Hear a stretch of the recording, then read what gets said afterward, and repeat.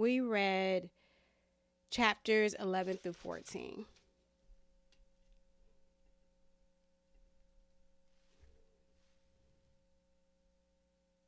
Give me one more.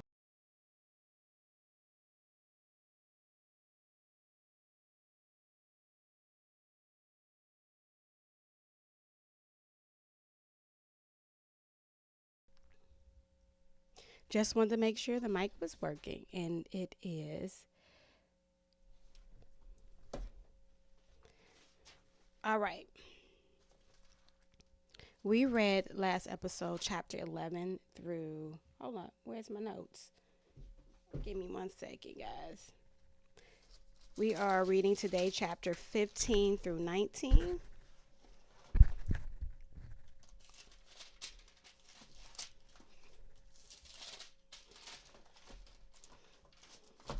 But we're going to first talk about chapter 11 through 14. This is 2 Samuel.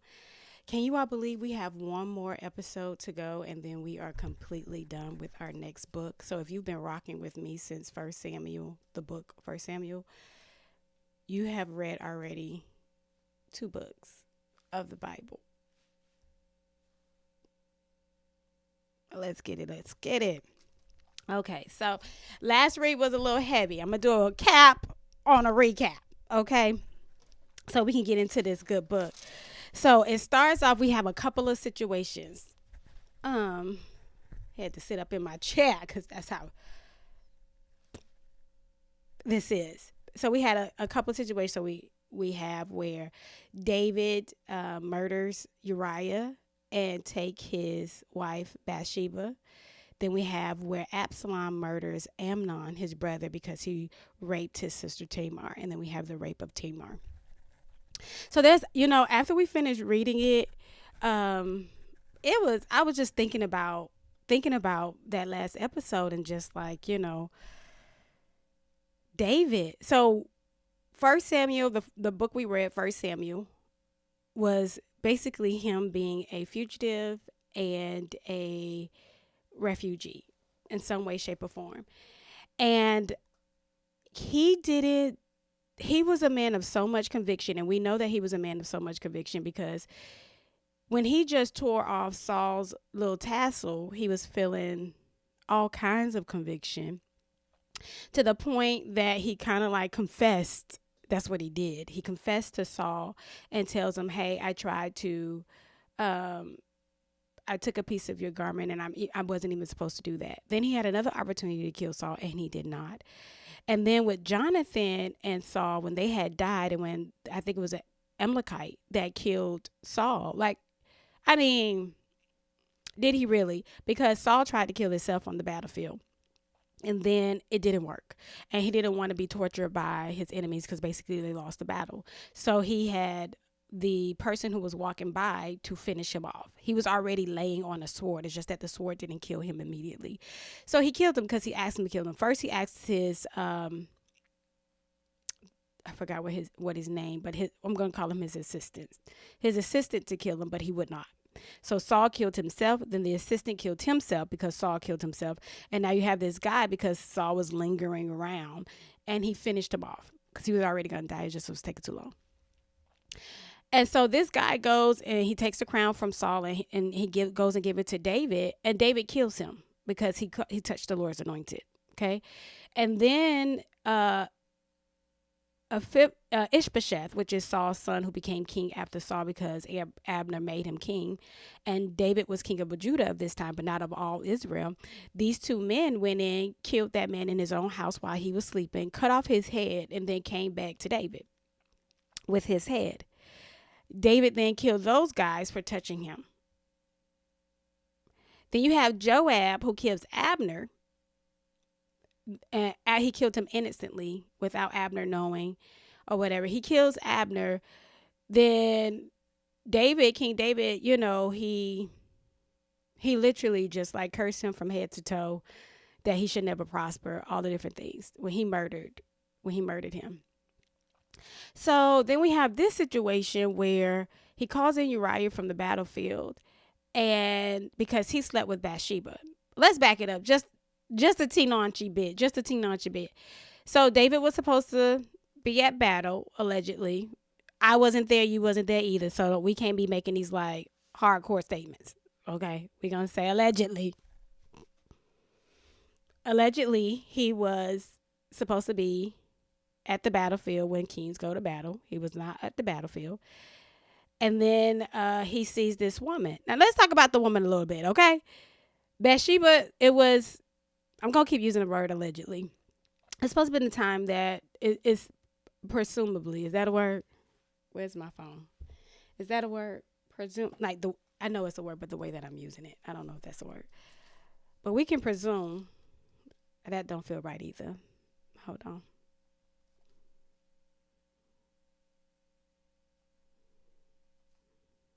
Yeah. Okay, that's right. We can presume, I still don't know if that's right. We can assume, let's use assume. We can assume that um, she was doing a ceremonial cleansing. So that means she was, so they, when we read the Bible from Genesis all the way up to Revelation, starting in July, um, back in Leviticus, I think it was, I want to say Leviticus or Deuteronomy. I want to say Leviticus. They Moses gave instructions about how just anyone, whether it be a woman or a man with any type of like discharge or that's on their cycle, menstrual cycle, that they have to do some form of ceremony cleansing. It takes a total of about 14 days. 7 days is how long a woman is on her cycle, and then another 7 days afterwards. So we're going to say 14 days. That's kind of like how it's supposed to go.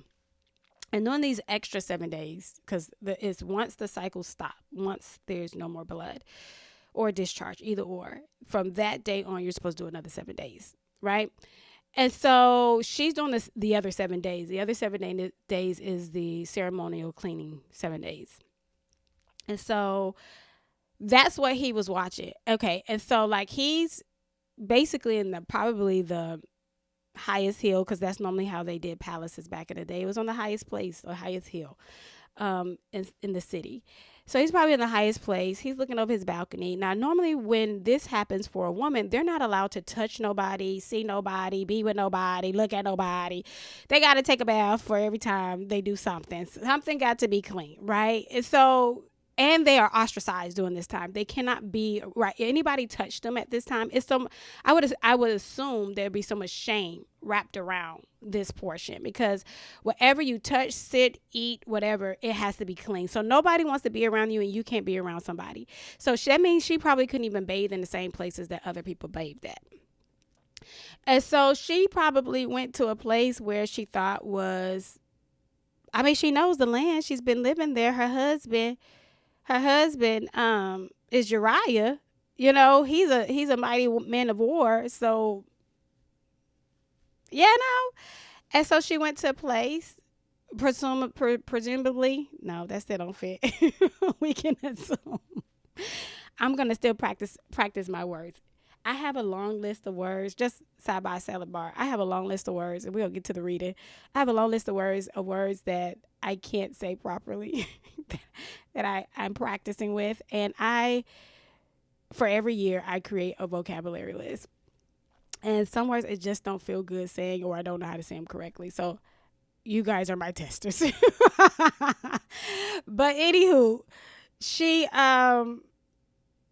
I lost my train of thought, but that's what happened. Okay. That's what we're going to start at. But that's what I think. That's what I'm thinking. If I'm placing myself in this character's spot, is that she went somewhere where she didn't touch nobody, that she was way far from, everyone else. Cause I'm assuming that if she went into the water, then the water was contaminated at that point, since anything she touched, breathed, smelled, looked at was contaminated because she was on her cycle.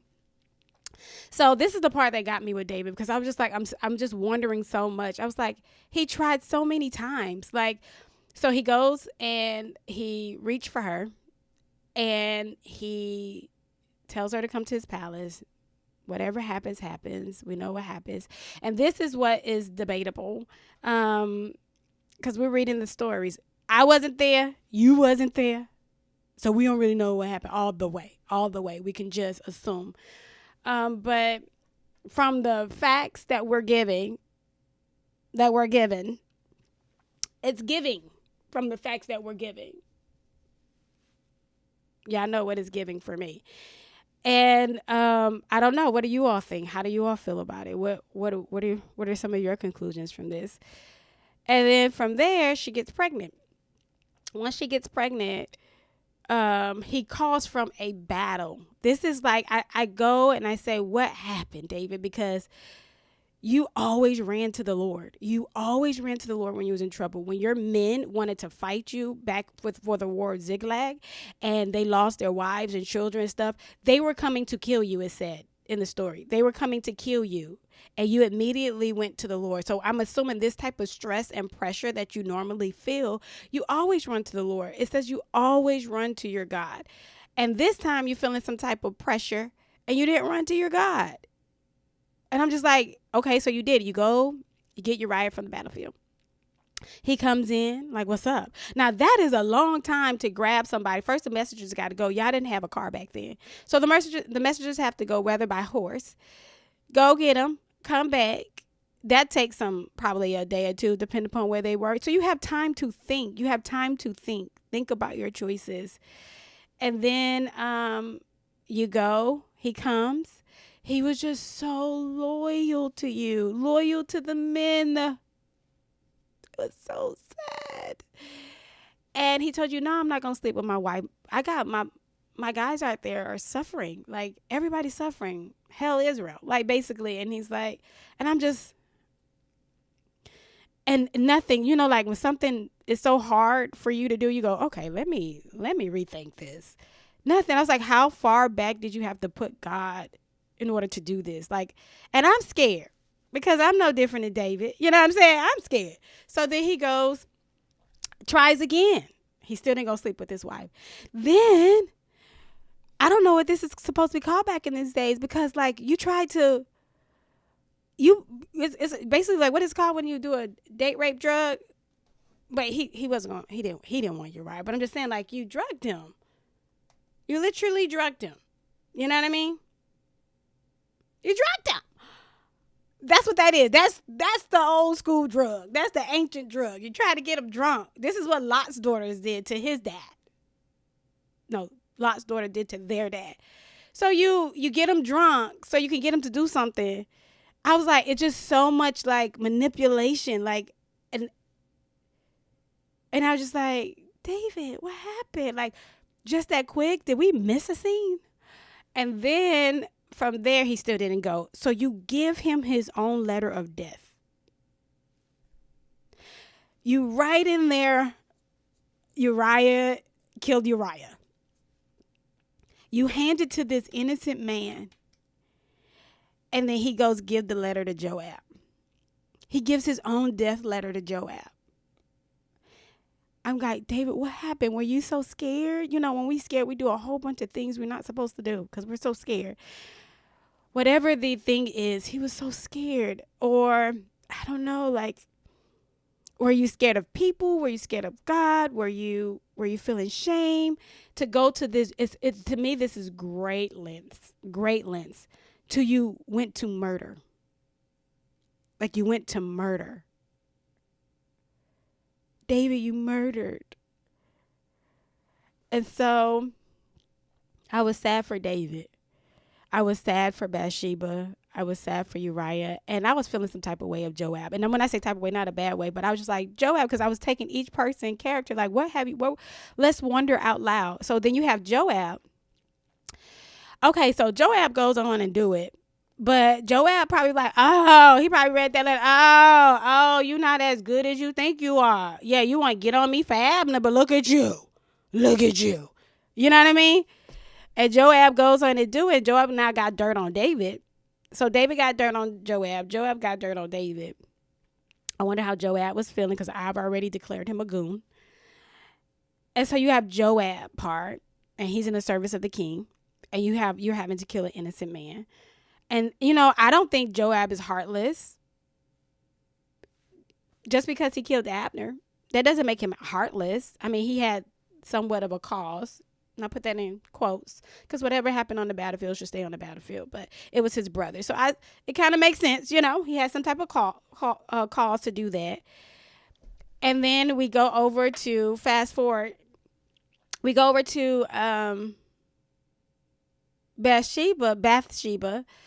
I keep calling her Bathsheba, and we go over to her, and she's just a pawn, much like Mikael. She just reminds me of a pawn, but she said she wept over her husband. So now, if it was, what I allegedly think that it was what David did to her, she has the memory of that, and presumably,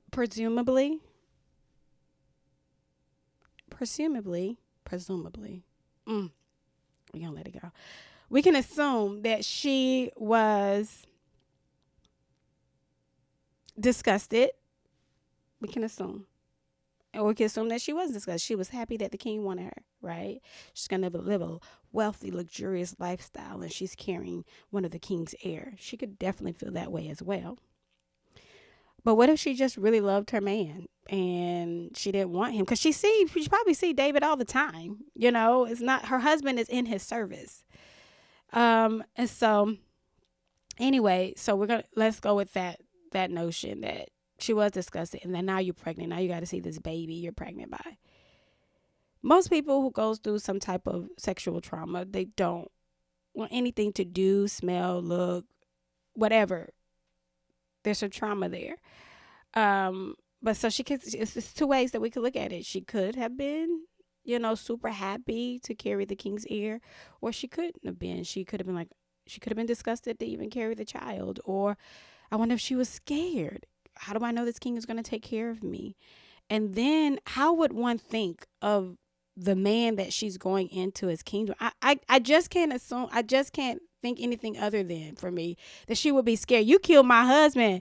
I'd be like, 30 at third. You just killed my husband. How know you ain't gonna kill me? What do you need? What do you want? Okay.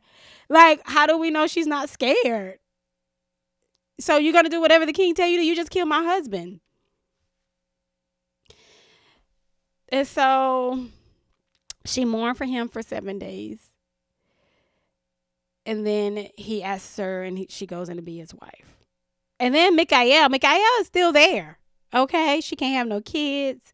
Remember they had that big old altercation? They went at it, and he threw up her daddy in her face and her family. I still think it was thrown in his face. So you got trouble in the camp over there. And she has to watch all this happen. And his kingdom ain't no better than her dad's kingdom, probably in her eyesight. And then we have all this have happened, and God waits almost a year before even sending the prophet to confront David about his murder. I mean, he has a lot of accounts. He did some coercing. He did some manipulation. There was abuse of power. There was a lot he did. But we're going to just stick to the top one, which was murder. And the prophet Nathan goes to confront him with a story. So I was like, so you are a man who see justice rightly. You see justice rightly. Why did you do that? Why did you do that? Why did you do that, David? And so I'm just perplexed at how, I know he doesn't represent the human race, but he's not too far from it. How quick we can go from like okay to bad in pressured situations. And so we have all that happens, and I gotta wrap this up soon so we can start reading. But it was just so much in there, so much to wonder about. Then we go to his son, Absalom. Absalom was supposed to be a beautiful sister named Tamar, and Absalom was supposed to be a bad mamma jamma, his own stuff. He's supposed to have been a looker, okay, a looker. And his brother Amnon, from a different mom. Now that one, it says he raped his sister, and she was a virgin. And it says David knew, and David was furiated, and David did nothing. And so I go back to all the stuff that happened. I was like, what is going on, David? Like, what is going on? You killed somebody for King Saul. You killed somebody for Jonathan. King Saul and Jonathan. You killed somebody for, no, not Jonathan, it was King Saul. And then you killed somebody for Ishbosheth, the Ishbosheth was out here tripping. And now you kill some, and then you make people mourn for Abner, and you curse Joab, and all of these things. And I was like, and then your daughter, your very own daughter, gets raped. Crickets. And I said, okay, David, what was David feeling this time? I wonder if shame lingered for David because his household is cursed. I wonder if David goes, well, they told me that my house was like the prophet told me that my house was going to be messed up, so I accept the hand of the Lord, because he is that guy to do that. And so like he just takes on his responsibilities, and that's you caused this. That is one way to think of it. Another way to think of it is that he didn't care enough. I don't know why he didn't do nothing for his daughter that got raped by his son. Then the Lord, nobody did nothing for Tamar. Like there says nothing about like the Lord did anything, like God didn't do it, like nothing happened. And then Absalom waits 2 years. It was 2 years had passed. Then he killed his brother. And then Absalom is looked at as the bad person.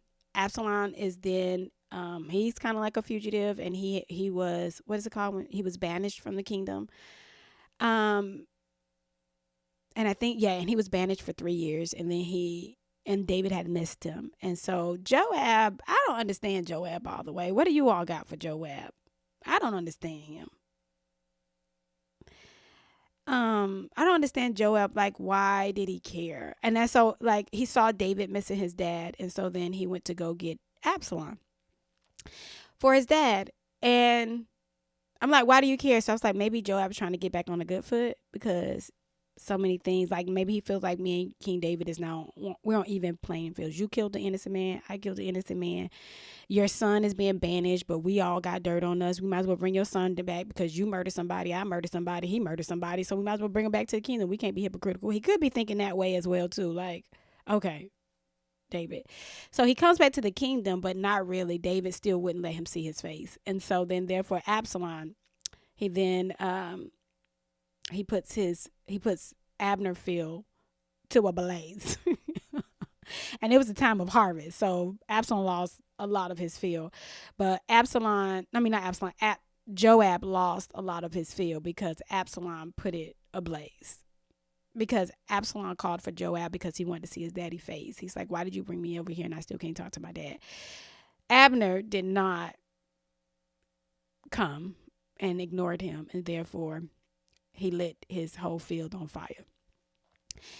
And so it was a lot going on in here. And then we still see some type of loyalty from Joab to David, because it's a part where Joab was fighting. It was a city called Rabbah, something like that. I think it was Rabbah. And in order, like, Joab it was near the time of the war where whoever like won gets the credit of the war, and he sent for David to come. And so we come so he can get the credit for it. And it's still this loyalty there. And I don't know if it's because they're family, because Joab is his cousin. I don't know. I'm just perplexed. And my heart goes out to Tamar, because it says she lived as a desolate woman for the rest of her days. So when Amnon raped her,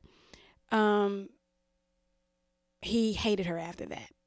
He lusted her all that time, and then he hated her after that. And even during the like fight between them two, she said, just ask my dad for me. He'll give me to you. And he didn't want to. She was like, I'll be your wife. Just ask dad for me. Don't disgrace me. And he didn't want to. And so then you do this to this girl, and then Absalom took in Absalom took in Tamar, his sister, and she lived with him. So for 2 years, Absalom is looking at his sister, who will never be married, he stole her life from her. And so he's watching his sister, right, live in shame. And then he named his daughter after his sister Tamar. I think it was a namesake. Namesake. You know, what do you all think? Okay, let's get in. I took up too much of you all's time, but it was a lot going on in that one, and I wanted to recap. I want to cap the recap. Okay, give y'all something to think about. All right, let's get into this good book.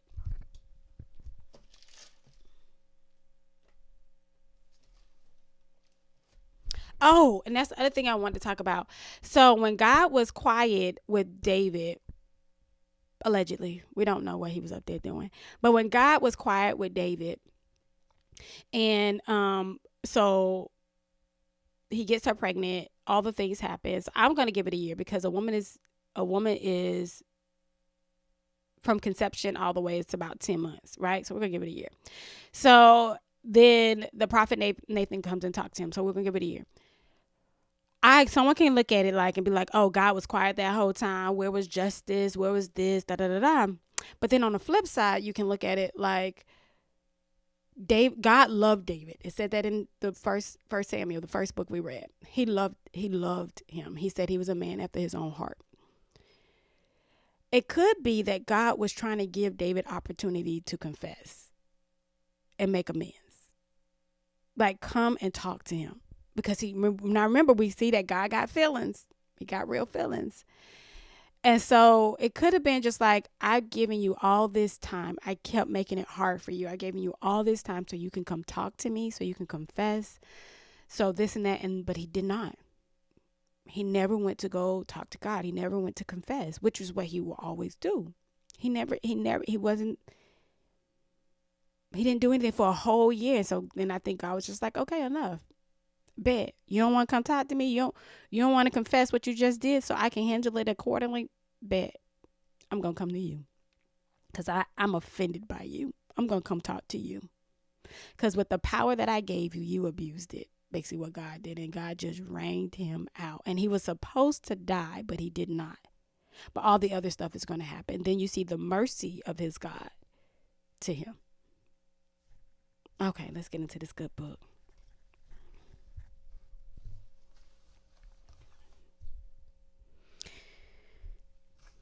Should we go up a little bit? Okay, let's go back because this is when he burned down Joab's field. So we'll go to chapter 14, verse 31. Then Joab came to Absalom's house and demanded, "Why did your servants set my field on fire?" "Look," Absalom explained to Joab, "I sent for you and said, 'Come here. I want to send you to the king to ask, why have I come back from Jashir? I'd be better off if I were still there. So now, let me see the king. If I am guilty, let him kill me.'" Joab went to the king and told him. So David summoned Absalom, who came to the king and paid homage with his face to the ground before him. Then the king kissed Absalom. Chapter 15. We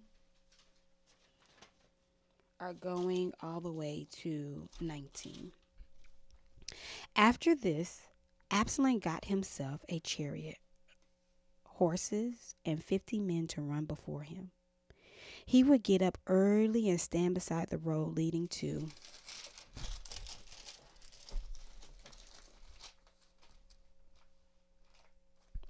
the city gate. Whenever anyone had a grievance to bring before the king for settlement, Absalom called out to him and asked, "What city are you from?" If he replied, "Your servant is from one of the tribes of Israel," Absalom said to him, "Look, your claims are good and right, but the king does not have anyone to listen to you." He added, if only someone would appoint me judge in the land, then anyone who had a grievance or dispute could come to me, and I will make sure he received justice."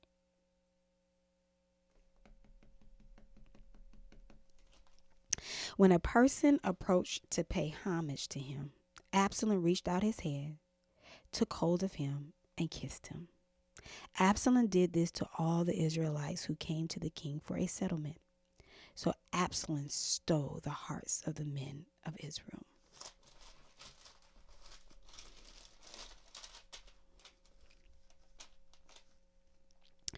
When 4 years had passed, Absalom said to the king, "Please let me go to Hebron to fulfill a vow I made to the Lord.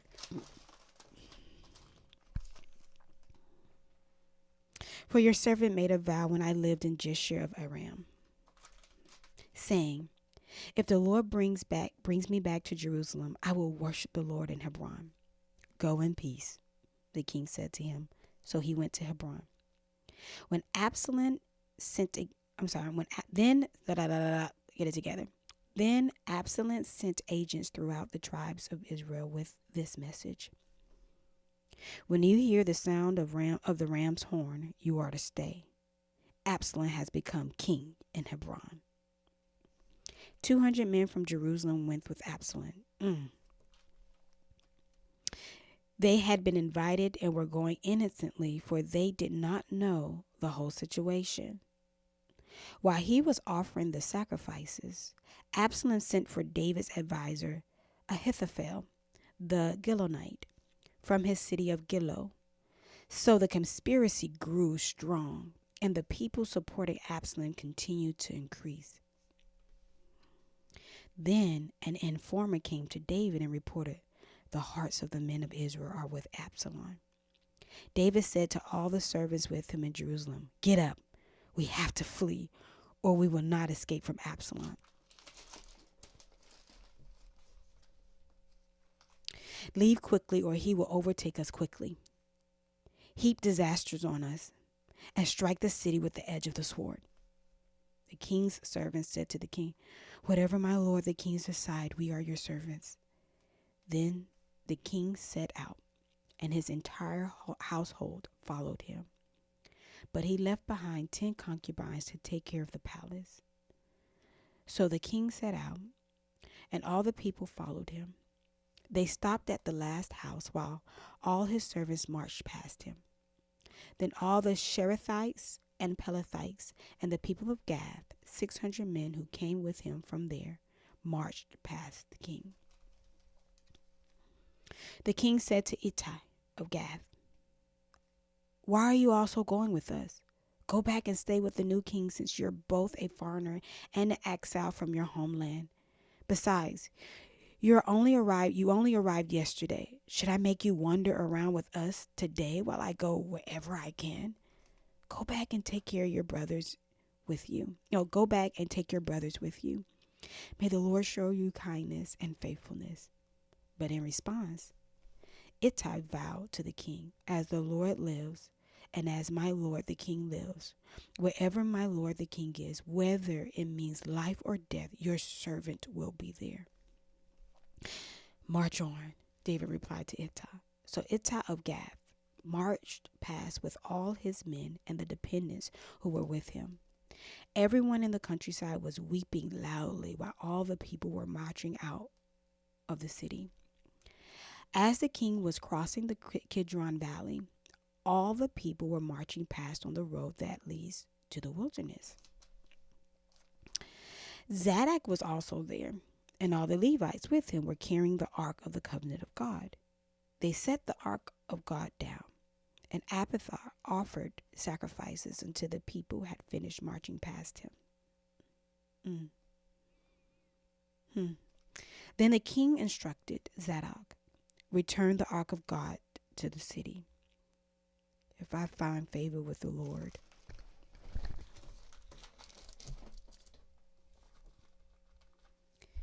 he will bring me back and allow me to see both it and its dwelling place.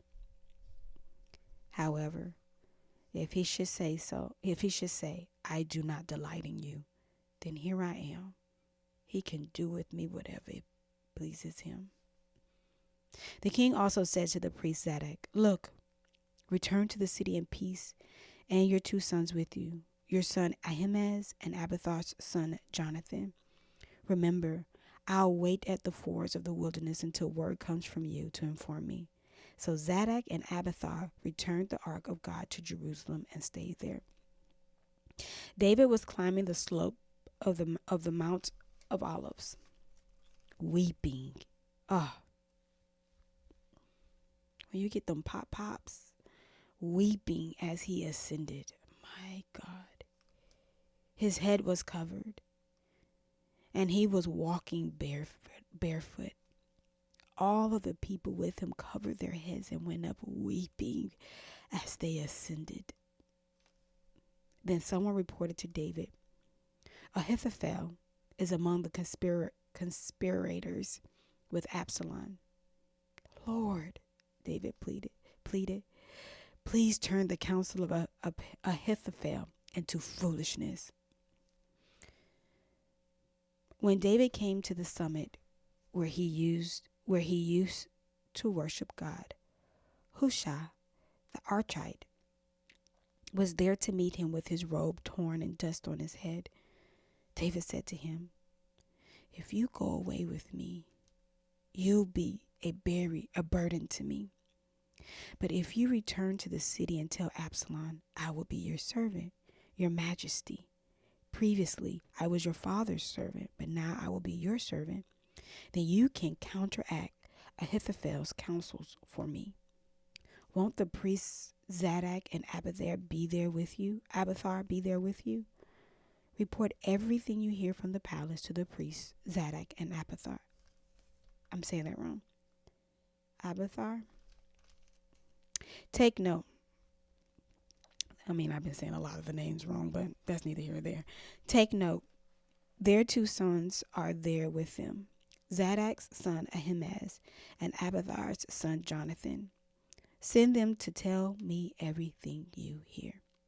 So Hushai, David's personal advisor, entered Jerusalem just as Absalom was entering the city. When David had gone a little beyond the summit, Ziba, Mephibosheth's servant, was right there to meet him. He had a pair of saddled donkeys loaded with 200 loaves of bread, 100 clusters of raisins, 100 bunches of summer fruit, and a clay jar of wine. The king said to Ziba, why do you have these? Ziba answered, the donkeys are for the king's household to ride. The bread and summer fruit are for the young men to eat, and the wine is for those to drink who become exhausted in the wilderness. Where is your master's grandson? The king asked. Why, he's staying in Jerusalem, Ziba replied to the king. For he said, today the house of Israel will restore my grandfather's kingdom to me.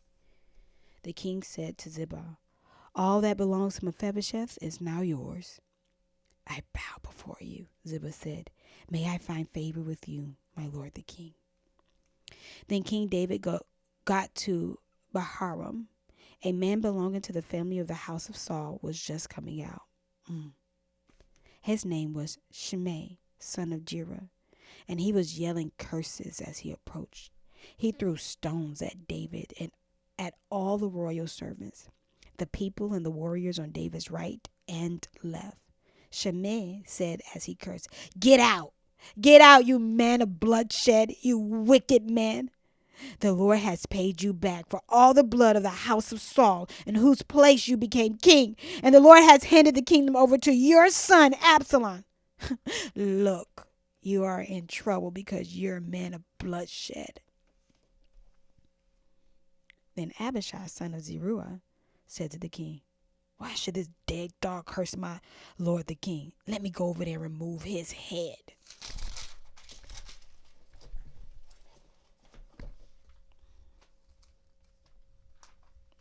The king replied, sons of Zeruiah, do we agree on anything? He curses me this way because the Lord told him, curse David. Therefore, who can say, why did you do that? Then David said to Abishai and all his servants, look, my own son, my own flesh and blood intends to take my life.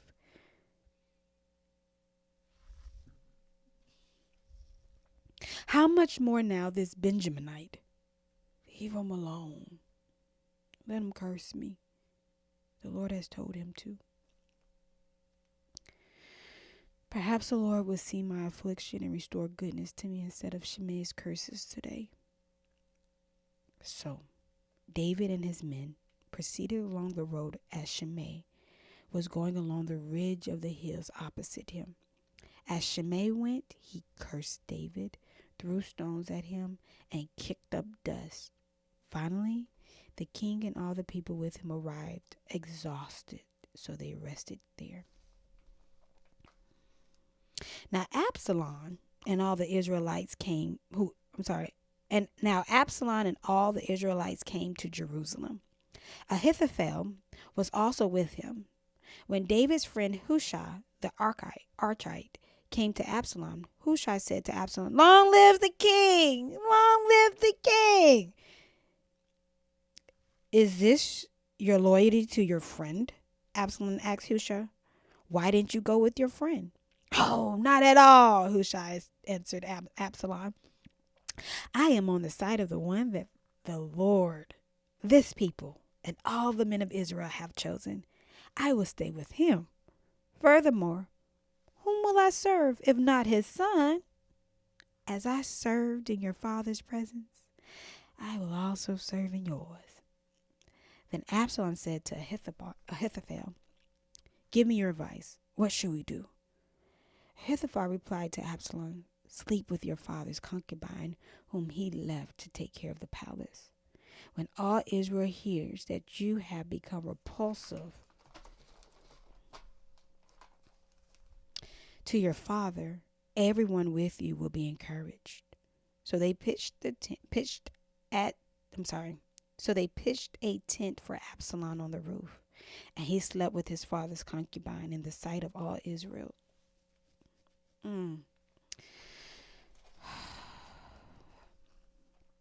Now, the advice Ahithophel gave in those days was like someone asking about a word from God. Such was the regard that both David and Absalom had for Ahithophel's advice. Ahithophel said to Absalom, "Let me choose 12,000 men, and I will set out in pursuit of David tonight. I will attack him while he is weary and discouraged, throw him into a panic, and all the people with him will scatter. I will strike down only the king and bring all the people back to you. When everyone returns except the man you're looking for, all the people will be at peace." This proposal seemed right to Absalom and all the elders of Israel. Then Absalom said, "Summon Hushai the Archite also. Let's hear what he has to say as well."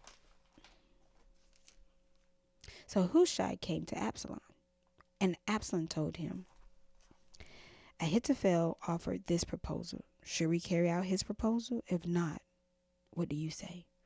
Hushai replied to Absalom, "The advice of Ahithophel has given this time is not good."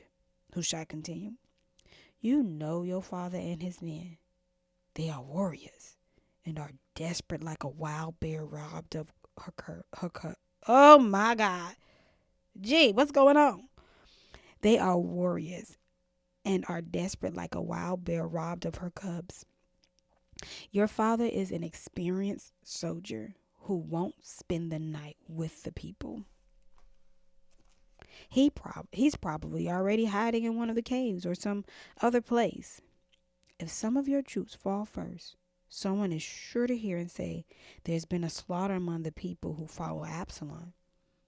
Then even a brave man with the heart of a lion would lose heart, because all Israel knows that your father and the valiant men with him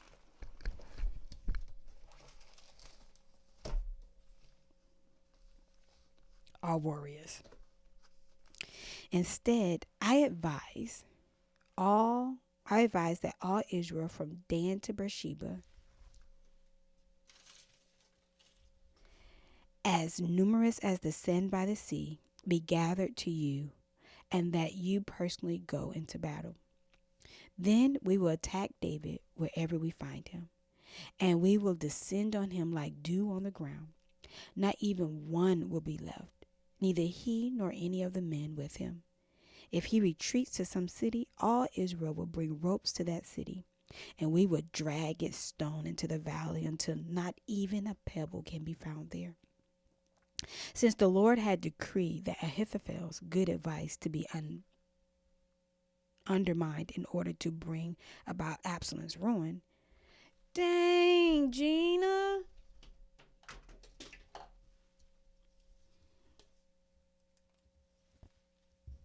The Lord really loves David.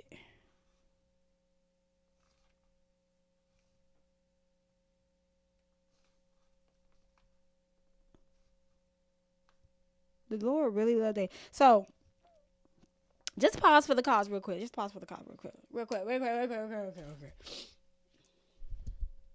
So, we have here God is the one who cursed David. But even in his cursing, he is still with David. So you curse David, and these are all the people in part of the word from the prophet Nathan. You said that his own son will sleep with his will sleep. Oh my God. His own son will sleep with David's concubines in broad daylight, which was unheard of, which is just unheard of. And so you're the one who ordained this situationship, but now you are also going to get back at Absalom. It's a lot going on. It's a lot going on. You get what I'm saying? Like, God saw what you did to Uriah, and he cursed you for it. And now you're getting a sasa. You're getting a whooping from the Lord. But at the same time, everybody can't touch you the way they want to touch you, because he's like, you're going to do what I need you to do in order for David to feel this. But I'm still coming after you too, because still what you're doing is wrong. I digress.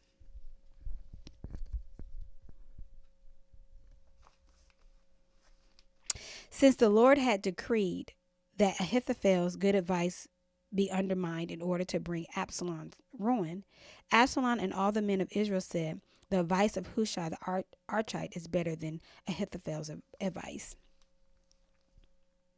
Hushai then told the priests Zadok and Abiathar, this is what Ahithophel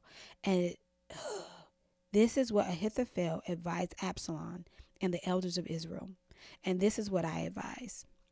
Now send some quickly and tell David, don't spend the night at the wilderness ford, but be sure to cross over the Jordan, or the king and all the people with him will be devoured. Jonathan and Ahimaaz were staying at Enrogel. I am so sorry, guys. Ahimaaz, I know this word. We're having a time on today, where a servant girl would come and pass along information to them. They in turn would go and inform King David, because they dared not be seen entering the city. However, a young man did see them and informed Absalom. So the two left quickly and came to the house of man in Bahurim. He had a well in his courtyard, and they climbed down into it. Then his wife took the cover, placed it over the mouth of the well, and scattered grain on it so nobody would know anything. Absalom's servant came to the women at the house and asked, Where are Ahimaaz and Jonathan? They passed by toward the water. Okay, I can say that better. They passed by toward the water, the woman replied to them. The men searched but did not find them, so they returned to Jerusalem. After they had gone, Ahimaaz and Jonathan climbed out of the well and went and informed King David. They told him, Get up and immediately ford the river, for Ahithophel has given this advice against you. So David and all the people with him got up and crossed the Jordan. By daybreak, there was no one who had not crossed the Jordan. When Ahithophel realized that his advice had not been followed, he saddled his donkey and set out for his house and his hometown. He set his house in order and hanged himself. look, look at my word. What was that? Oh, that is sad. That is sad.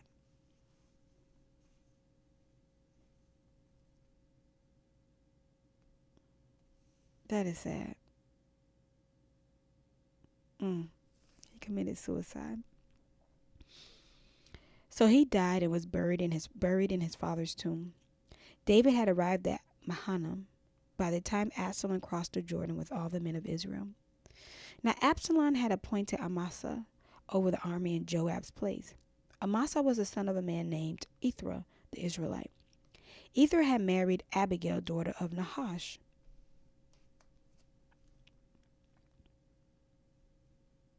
Abigail was a sister to Zeruiah, Joab's mother.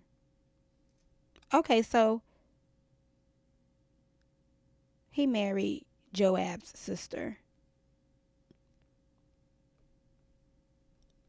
Ether had married Abigail, daughter of Nahash. Abigail was sister to Zeruiah, Joab's mother. Oh, no, his auntie.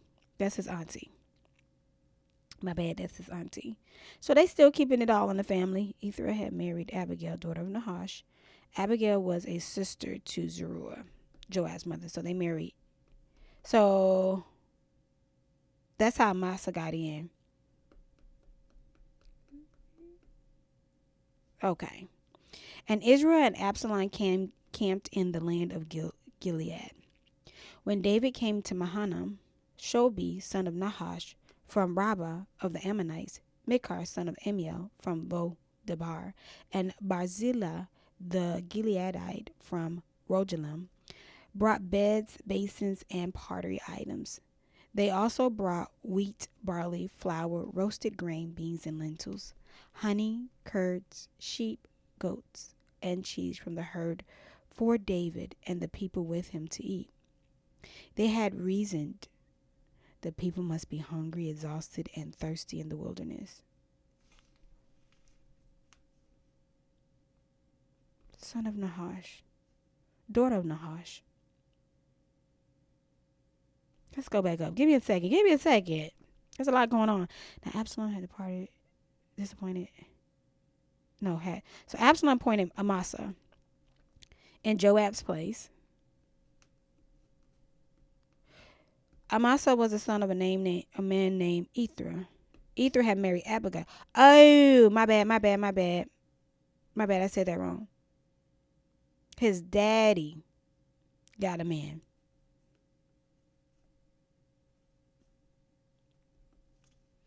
Okay, his daddy had married Joab's auntie. So technically, this is Joab's cousin, Amasa. All right. And so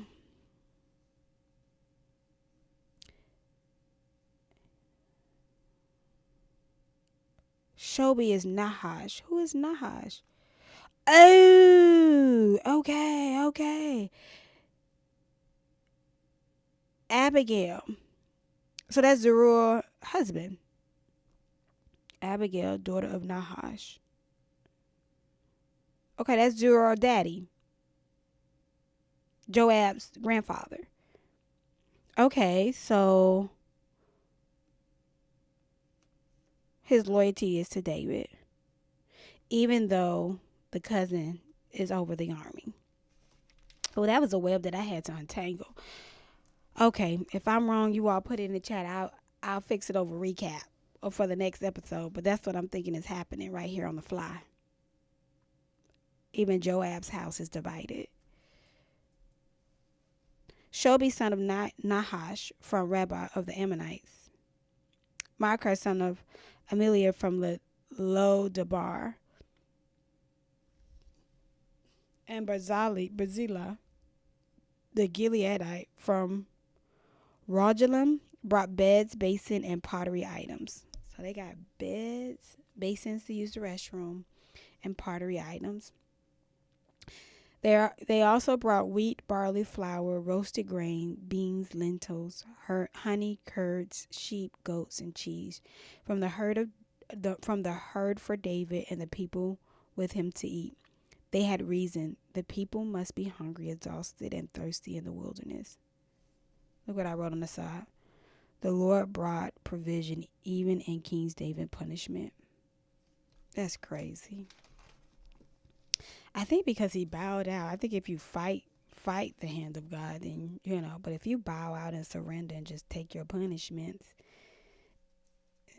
and just take it for whatever time frame, then you might survive. Verse 18. David reviewed his troops and appointed commanders of thousands and of hundreds over them.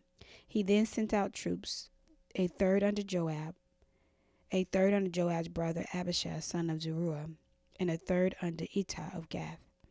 The king said to the troops, I must also march out with you.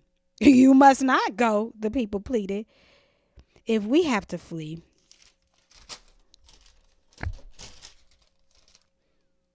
they will not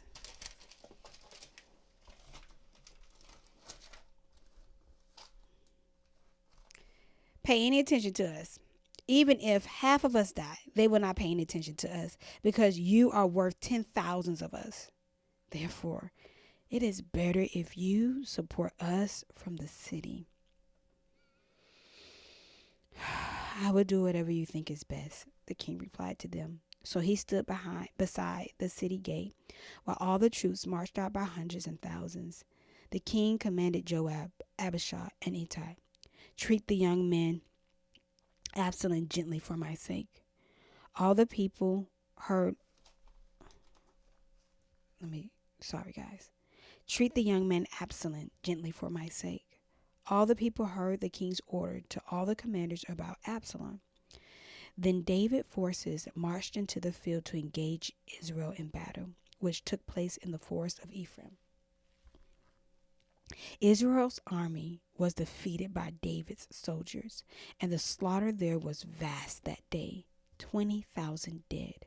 The battle spread over the entire area, and that day the forest claimed more people than the sword. I had a question here that I wrote. Did the forest fight for David, basically? Because it says it could have been poetically, or it could have been just what it said. Knowing how this Bible works. Absalom was riding on his mule when he happened to meet David's soldiers. When the mule went under the tangled branches of a large oak tree, Absalom's head was caught fast in the tree. The mule under him kept going, so he was suspended in midair. One of the men saw him and informed Joab. He said, I just saw Absalom hanging in the oak tree. You just saw him? Joab exclaimed. Why didn't you strike him to the ground right there? I would have given you 10 silver pieces and a belt. The man replied to Joab, even if I had the weight of 1,000 pieces of silver in my hand, I would not raise my hand against the king's son. For we heard the king command you, Abishai and Ittai, protect the young man Absalom for me. Oh, Joab, Abishai, and Ittai. If I had jeopardized my own life and nothing is hidden from the king, you would have abandoned me. Joab said, I'm not going to waste time with you. He then took 3 spears in his hand and thrust them into Absalom's chest.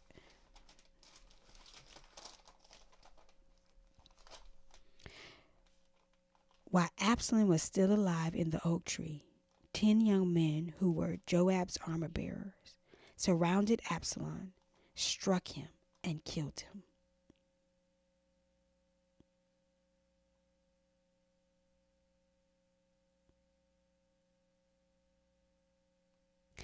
Joab blew the ram's horn, and the troops broke off their pursuit of Israel because Joab restrained them. They took Absalom, threw him into a large pit in the forest, and raised up a huge mount of stones over him. And all Israel fled, each to his tent.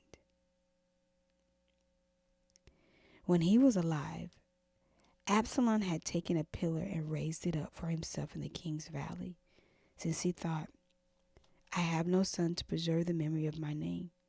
So he named the pillar after himself. It is called Absalom's monument today. Ahimaaz, son of Zadok, said, "Please let me run and tell the king good news that the Lord has vindicated him by freeing him from his enemies."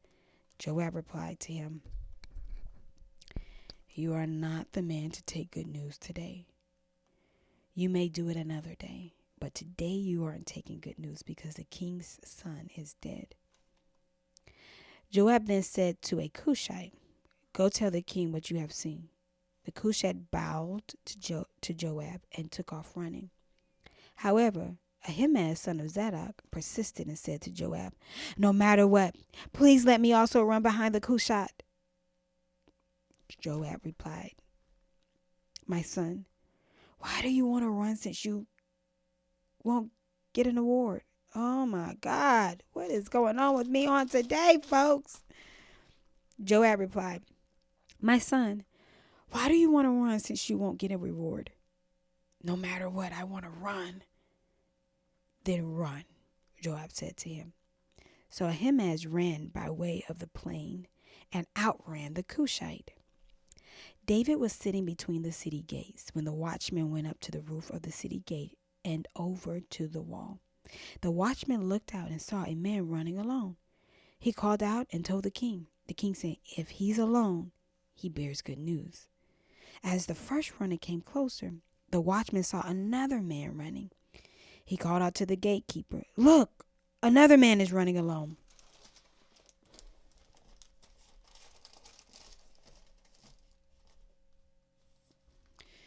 "The one is also bringing good news," said the king. The watchman said, "The way the first man runs looks to me like the way of Ahimaaz, son of Zadok, runs." "This is a good man. He comes with good news," the king commented.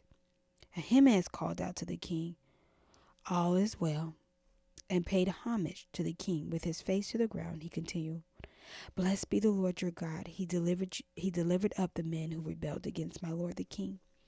The king asked, "Is the young Absalom all right?" Ahimaaz replies, "When Joab sent the king's servant and your servant, I saw a big disturbance, but I don't know what it is." The king said, "Move aside and stand here." So he stood to one side. Just then the Cushite came and said, May my lord the king hear the good news. The Lord has vindicated you today by freeing you from all who rise against you." The king asked the Cushite, "Is the young man Absalom all right?"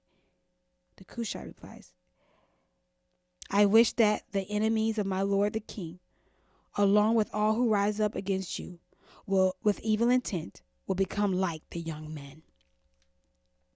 The king was so deeply moved and went up to the chambers above the city gate and wept. As he walked, he cried, "My son, Absalom! My son, Absalom! If only I had died instead of you, Absalom!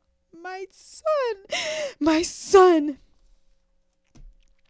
It was reported to Joab, "The king is weeping. He's mourning over Absalom." That day's victory was turned into mourning for all the troops, because on that day the troops heard the king is grieving over his son. So they returned to the city quietly, like troops come in when they are humiliated after fleeing in battle. But the king covered his face and cried loudly, "My son Absalom! Absalom, my son, my son!" Then Joab went into the house of the king and said, "Today you have shamed all your soldiers, those who saved your life, as well as your sons, your wives, and your concubines, by loving your enemies and hating those who love you. Today you have made it clear that the commanders and soldiers mean nothing to you. In fact, today I know that if Absalom were alive and all of us were dead, it would be fine with you. Now get up, go out, and encourage your soldiers, for I swear by the Lord that if you don't go out, not a man will remain with you tonight. This will be worse for you than all the trouble that has come to you from your mouth until now." The king got up, sat in the city gate, and all the people were told, "Look, the king is sitting in the city gate." Then they all came into the king's presence. Meanwhile, each Israelite had fled to his tent. People throughout the tribes of Israel were arguing among themselves, saying, "The king rescued us from the grasp of our enemy, and he saved us from the grasp of the Philistines. But now he has fled from the land because of Absalom. But Absalom, the man we anointed over us, has died in battle. So why do you say nothing about restoring the king?" King David sent word to the priests Zadok and Abiathar, "Say to the elders, to Judah, why should you be the last to restore the king to his palace? The talk of all Israel has reached the king at his house. You are my brothers, my flesh and blood. So why should you be the last to restore the king? And tell Amasa,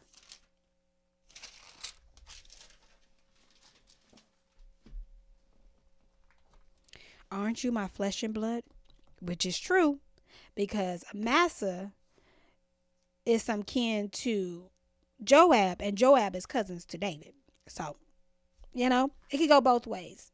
Flesh and blood, meaning the tribe of Judah, the tribe and the 12 tribes in general, because they all come from Jacob. Or it could be like really intimate, like we're cousins. "May God punish me and do so severely if you don't become commander of my army from now on instead of Joab." Ooh, Joab is going to get replaced.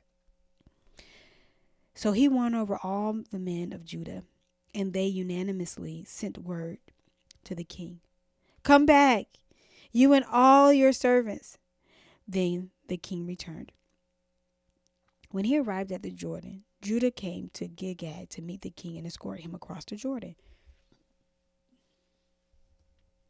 Shema, son of Jerah, the Benjaminite from Baharam, hurried down with the men of Judah to meet King David. There were 1,000 men from Benjamin with him.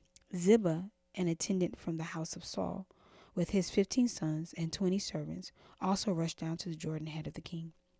They forded the Jordan to bring the king's household across and do whatever the king desired.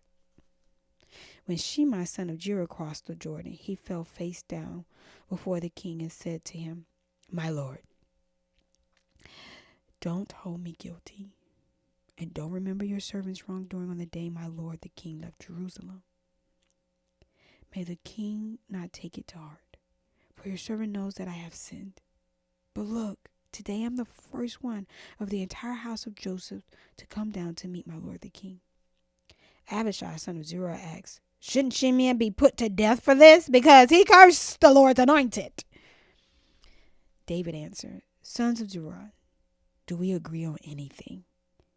Have you become my adversary today? Should any man be killed in Israel today? Am I not aware that today I'm king over Israel?" So the king said to Shimei, "You will not die." Then the king gave him his oath. Mephibosheth, Saul's grandson, also went down to meet the king. He had not taken care of his feet, trimmed his mustache, or washed his clothes from the day the king left until the day he returned safely. Or washed his clothes. My God. Oh, my God. When he came from Jerusalem to meet the king asked him, "Mephibosheth, why didn't you come with me?" That's right, because he ate at the king's table, so he was a part of the king's house. "My lord the king," he replied, "my servant Ziba betrayed me. Actually, your servant said, 'I'll saddle the donkey for myself so that I may ride it and go with the king, for your servant is lame.' Ziba slandered your servant to my lord the king. But my lord the king is like the angel of God, so do whatever you think is best. For my grandfather's entire family deserves death from my king, the Lord. But you set your servant among those who eat at your table. So what further right do I have to keep on making appeals to the king?" The king said to him, "Why keep on speaking about this matters of yours? I hereby declare you and Ziba are to divide the land." Mephibosheth said to the king, "Instead, since my lord the king has come to his palace safely, let Ziba take it all." Barzillai, the Gileadite, had come down from Rogelim and accompanied the king to the Jordan River to see him off at the Jordan. Barzillai was a very old man, 80 years old, and since he was a very wealthy man, he had provided for the needs of the king while he stayed in Mahanaim. The king said to Barzillai, "Cross over with me and I'll provide for you at my side in Jerusalem." Barzillai replied to the king, "How many years of my life are left that I should go up to Jerusalem with my king?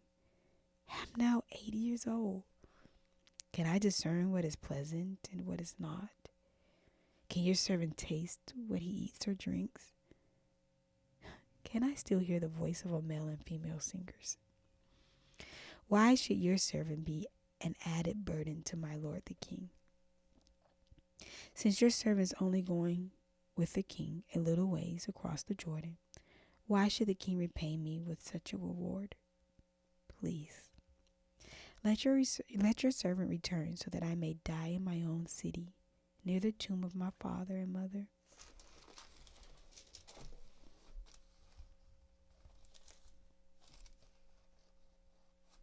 But here is your servant Shimham. Let him cross over with my lord the king. Do for him what seems good to you." The king replied, "Shimham will cross over with me, and I will do for him what seems good to you. And whatever you desire from me, I will do for you." So all the people crossed the Jordan, and then the king crossed. The king kissed Barzillai and blessed him, and Barzillai returned to his home. The king went on to Gilgal, and Shimham went with him. All the troops of Judah and half of Israel escorted the king. Suddenly, all the men of Israel came to the king.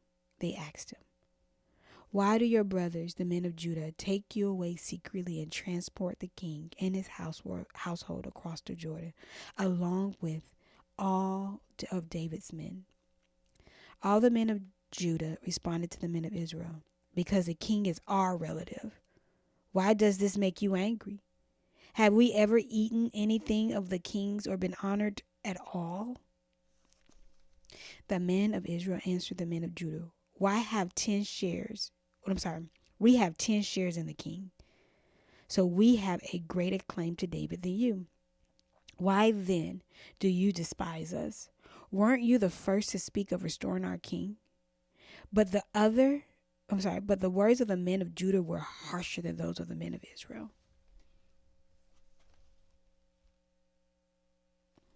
Okay.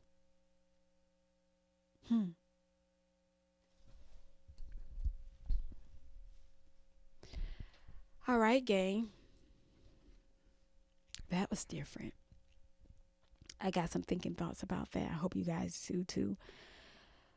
Thank you so much for letting me read to you. This is the Bible Body Doubling podcast, and it is sponsored by the Gardener's House. Till I read to you again, ta-ta for now.